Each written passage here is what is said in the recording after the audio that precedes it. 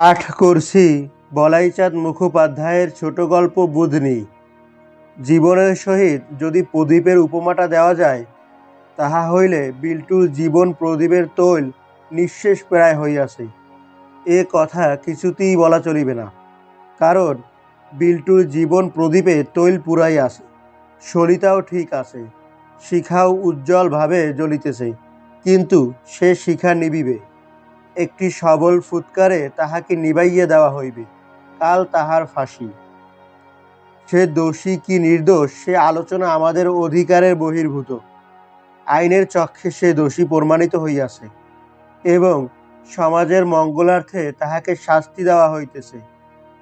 হয়তো তাহাকে লইয়া মাথায় ঘামাইতাম না, যদি সেদিন জেলখানায় বেড়াইতে গিয়া তাহার আর্ত করুণ চিৎকার না শুনিতাম।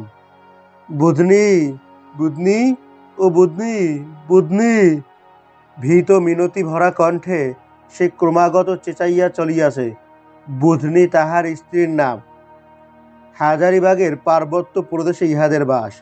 এই পার্বত্য পল্লীতেই একদা ধনুকধারী বিল্টু শিকার সন্ধান করিতে করিতে বুধনির দেখা পায় এক মহুয়া গাছের তলায়। নৃকশ কৃষ্ণাঙ্গী কিশোরী বুধনি। সভ্য কোনো যুবক আলোছায়া খচিত মহুয়া তরুতলে কোনো কিশোরীকে দেখিলে সে ঔদাসীন্যভাবে চলিয়া যাইত। বিল্টু তাহা করে নাই। বন্য পশুর মতো সে তাড়া করিয়াছিল। ত্রস্তা হরিণীর মতো দ্রুত বেগে পলায়ন করিয়া বুধনি নিস্তার পায়। তখনকার মতো নিস্তার পাইল বটে, কিন্তু বিল্টু তাহাকে স্বস্তি দিল না। অসভ্যটা তাহাকে দেখিলেই তাড়া করিত। তাহার পর সেই বাঞ্ছিত দিবস আসিল। ইহাদের মধ্যে বিবাহের এক বিচিত্র প্রথা প্রচলিত ছিল। মাঝে মাঝে প্রভাতে বিস্তীর্ণ মাঠে ইহাদের সভা বসিত। সেই সভায় কুমার এবং কুমারীগণের সমাগম হইত। একটা পাত্রে খানিকটা সিঁদুর গোলা থাকিত। কোনো অবিবাহিত যুবক কোনো কুমারীর পাণিপ্রার্থী হইলে তাহাকে সেই কুমারীর কপালে ওই সিঁদুর লাগাইয়া দিতে হইত। সিঁদুর লাগাইলে কিন্তু যুবকের প্রাণ সংশয়।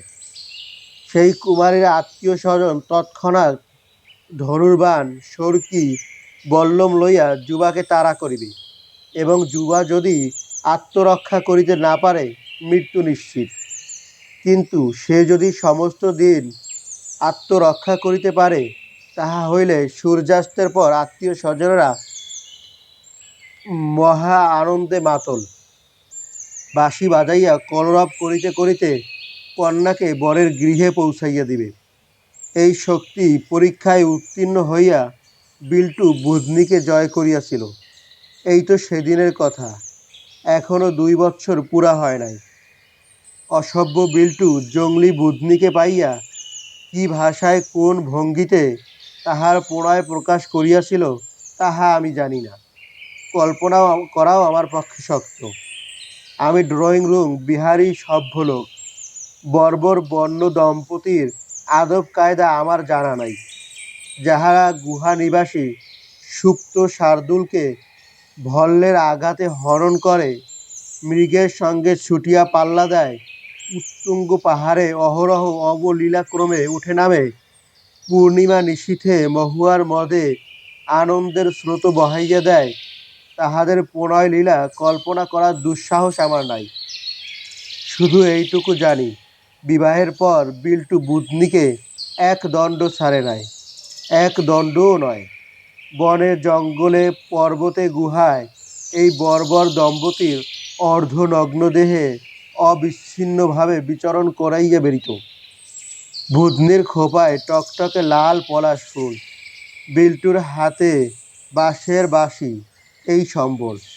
সহসা একটা বিপর্যয় ঘটিয়া গেল।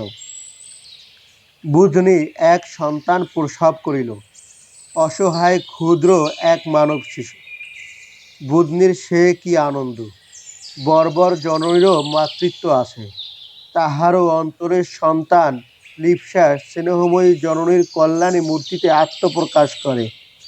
নারীত্বের ধাপে পা রাখিয়া বুধনি মাতৃত্ব লোকে উত্তীর্ণ হইয়া গেল।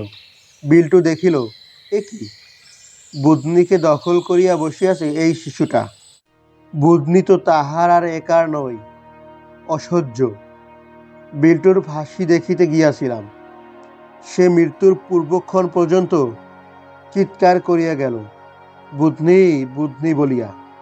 ভগবানের নামটা পর্যন্ত করিল না। নৃশংস শিশু হত্যাকারীর প্রতি কাহারও সহানুভূতি হইল না।